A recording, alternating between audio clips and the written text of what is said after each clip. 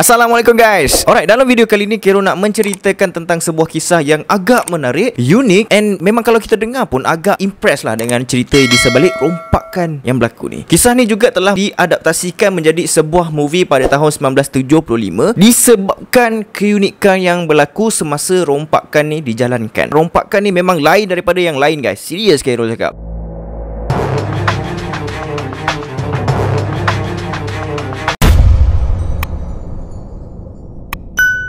John Watchtower ni dia lahir pada tahun 1945 dekat sebuah bandar yang paling popular sekali dekat United States. The most popular city in the United States. Dekat bandar yang mana satu tu? Yes, betul, New York City guys. New York City lah bandar yang paling famous dekat United States. And then dari dia lahir tu sampailah dia habis sekolah menengah, kiranya dari tahun 1945 sampailah ke tahun 1960-an macam tu, kehidupan dia memang macam manusia yang normal, macam manusia yang biasa. Dia tak ada rekod budak nakal, dia tak ada rekod yang buruk lah, senang cerita. Just a normal boy. Lepas dia habis sekolah menengah, dia pun pergi join tentera. And masa dekat dalam tentera tu, dia pergi join perang dekat Vietnam. Balik je daripada berperang dekat Vietnam, dia pergi kerja dekat sebuah bank. Masa dia kerja dekat bank ni lah, dia ada kenal dengan seorang gadis yang bernama Carmen B. Falco. Tak lama je lepas tu, diorang couple. And then diorang pun kahwin pada tahun 1967. 1967 diorang kahwin. 1969 diorang bercerai.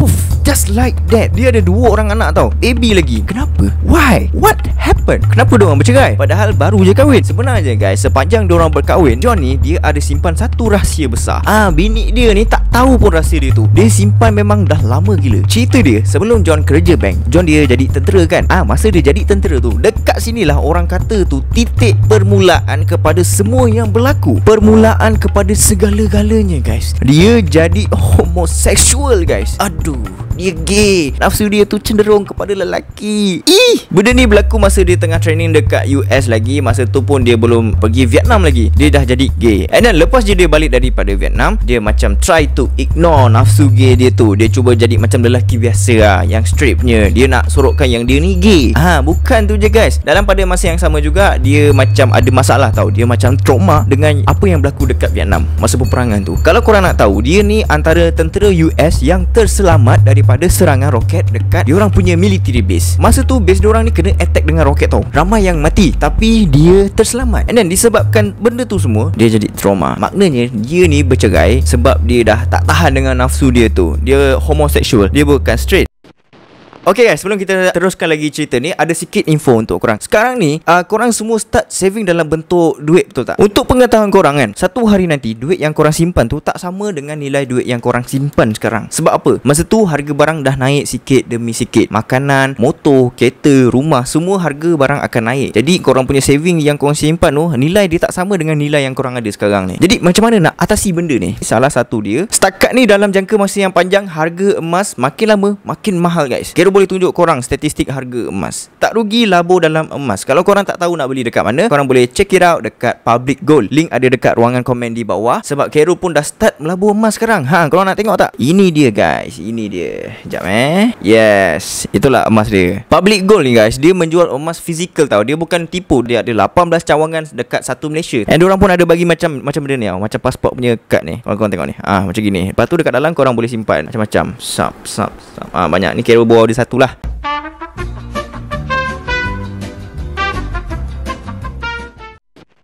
Okay, selepas dia bercerai, dah nama pun gay kan, dia pergilah join satu club. Club tu dia macam satu persatuan gitu lah. And club tu adalah club untuk orang-orang homoseksual. Kiranya orang bangang lah yang masuk club tu. Function club tu memang untuk cari pasangan. Siapa yang join club tu, diorang akan tengok lah mana-mana jantan yang sesuai dengan diorang. Jantan dengan jantan, tak jadi apa bang. And finally John jumpa juga dengan seorang pondan, nama dia Elizabeth Eden. And diorang pun couple and berkahwin. Pada zaman diorang tu, dekat United States tak iktiraf lagi homoseksual ni. Diorang kahwin tu secara senyap gitu. Macam kat Malaysia ni kahwin dekat Thailand, macam gitulah diorang. So dalam relationship diorang ni kan, kiranya si Elizabeth ni dia jadi perempuan lah. Tapi si John ni dia tak setuju guys. Dia tak kasih Elizabeth ni potong. Bila si John ni tak bagi, si Elizabeth ni dia jadi depressed. And dia cuba untuk bunuh diri dia sendiri. Tapi tak berjaya sebab dia sempat dikejarkan ke hospital and masih lagi hidup. And finally John fikir nak tak nak, memang dia kena bagi si Elizabeth ni buat pembedahan. Kalau tak, jadi lagi macam macam tu. Dia pergi bunuh diri dia. So guys, dekat sinilah punca sebenar kenapa dia rompak bank. Dia rompak ni sebab nak membiayai kos pembedahan Elizabeth tu. Dia macam janji dengan Elizabeth yang okey lah, you janganlah bunuh diri, nanti I akan bagi you buat pembedahan tu. Okey sayang. Pondan. So guys, John ni dia tubuhkan satu tim untuk rompak bank. Memang kelakar guys. Satu tim dia tu semua gay. Dalam tim dia ada 3 orang termasuk dia. Yang lagi 2 tu bernama Bobby Westenberg, and satu lagi tu Salvatore Natural. Yang kelakar dia, maksud dia, John ni kena diorang dekat satu kelab malam untuk orang-orang gay. Untuk pengetahuan korang, diorang ni semua bukannya perompak profesional. Dia macam okey, diorang nak rompak ni, diorang akan gamble, pergi. Jadi apa jadi macam tu diorang punya style. Pada 22 Ogos 1972, diorang pun bawa kereta lah pergi kasih pusing satu bandar New York tu untuk cari bank yang nak rompak. Diorang ni kira tak ada apa-apa planning, memang kosong, tak tahu apa-apa. Kiranya diorang ni main langgar je lah. Diorang dah pusing-pusing satu bandar, and finally diorang pergilah rompak bank yang pertama. Masa dekat bank tu, diorang tak berjaya nak rompak sebab salah seorang daripada 3 orang tu terjatuh senapang, and terjadinya satu tembakan. So belum rompak lagi dah kantoi. Diorang pun terpaksalah larikan diri. Dekat bank kedua pula, yang ni kelakar sikit guys. Masa diorang nak rompak tu, si Bobby ni terserempak dengan kawan mak dia masa dekat bank tu. So plan nak rompak bank yang kedua ni pun terbatal. Weh, ada mak aku weh. Okey jom gerak. Macam tu lah. And diorang pun fikir diorang nak pergi rompak sebuah bank dekat Brooklyn yang bernama Chase Bank. Masa diorang sampai dekat kaunter, diorang bagi satu nota. Nota ni bunyi dia sama macam dalam cerita The Godfather. Bunyi dia macam ni: ini adalah tawaran yang anda tidak boleh tolak. And then lepas dah bagi nota tu, diorang pun pergilah rompak. Diorang suruh pegawai bank tu buka peti besi. Alangkah terkejutnya diorang ni bila tengok separuh daripada peti besi tu kosong. Diorang pun bedah je lah, ambil je lah apa yang ada kan. Kira-kira lebih kurang dalam 38,000 US dollar and 175,000 dalam bentuk cek yang ada dekat dalam peti besi tu. And then tak sempat nak buat apa, salah seorang daripada pekerja bank tu, dia sempat untuk tekan emergency button. Biasa kan ada emergency button dekat bawah meja kan. Dia sempat tekan benda tu, dan tak sampai berapa minit pula polis sampai dekat bank tersebut. Bila polis sampai, diorang pun jadi gelabah, jadi panik. And then dah panik apa lagi, John pun jadikan orang yang ada dekat dalam bank tu sebagai tebusan. Lebih kurang dalam 7-8 orang yang ada dekat dalam bank tu kawal oleh John. Bukan polis je yang ada dekat situ, ramai babe. FBI, wartawan, sharpshooter dekat atas bumbung, and 2,000 orang awam datang situ untuk tengok kejadian tersebut. Dalam 2,000 orang awam tu, mak John ada sekali dekat situ guys. Kat situ lah, kau nampak tak mak kau tengok sendiri kau buat kriminal. Sedih guys mak dia. Keadaan dekat situ tak berapa nak huru-hara sangat guys, sebab John ni dia macam baik tau. Dia memang baik senang cerita. Dia siap orderkan pizza untuk tebusan dia. Padahal polis semua dah tunggu diorang dekat luar ni. Diorang semua siap makan pizza dekat dalam. Kelakar guys. And then sampai ada satu part tu, John pergi baling duit yang berkepuk tu. Dia pergi baling dekat orang awam.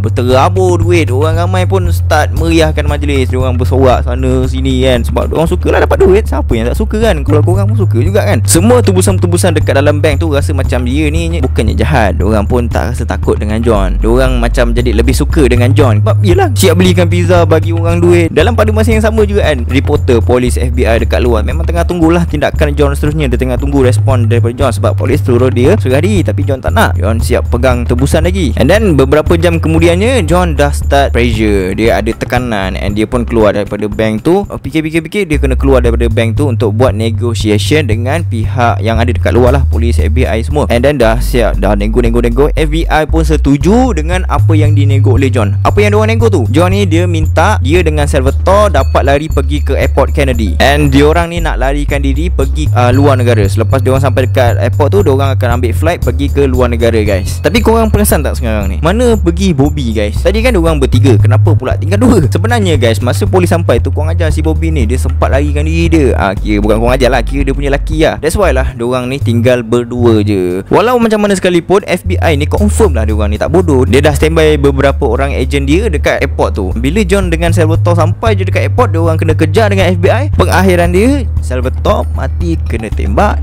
John pula kena tangkap. Okey, masa diorang punya dekat mahkamah, John pun kena penjara 20 tahun sepatutnya, tapi di ataskan sebab-sebab yang tertentu.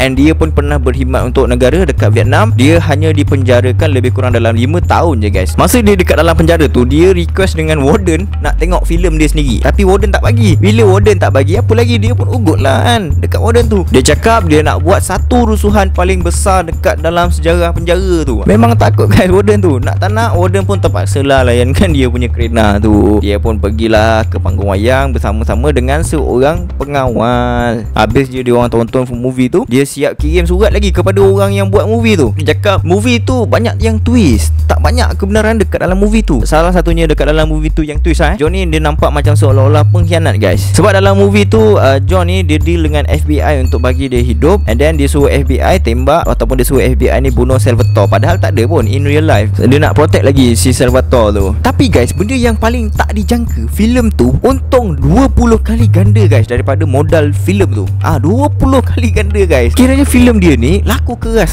Selepas dia dibebaskan, dia tinggal dengan mak dia dekat New York. Manakala si wife dia tu pergi kahwin dengan lelaki lain and meninggal pada tahun 1987 disebabkan AIDS. Ada satu hari tu dia pergi apply kerja sebagai security guard dekat bank yang dia rompak tu. Dia cakap, saya daripada lelaki Dark Days Afternoon, dan jika saya jaga bank ni memang confirm tak ada siapa yang akan rompak bank ni. Tapi walaupun dia cakap macam tu, dia tak dapat bekerja dekat situ. Yalah, dia pun ada rekod jenayah. Kau dah rompak bank tu, tiba-tiba kau nak minta kerja dekat situ, memang diorang takkan percaya lah cerita dia kan. Memang diorang takut lah kan. Diorang ni takut John akan rompak secara senyap-senyap guys. And finally pada tahun 2006 dia meninggal dunia dekat rumah mak dia disebabkan kanser. Lebih kurang umur dia dalam 60 lebih macam tu, ataupun 60 lah dia meninggal dekat situ. Apa yang Gero boleh cakap guys, Gero tak sokong homoseksual ni, but the story ni memang sangat unik. Memang sangat kita dengar pun wow, ada jadi macam ni kan. So Gero rasa that's all from Gero series. Until next time, see you soon. Assalamualaikum.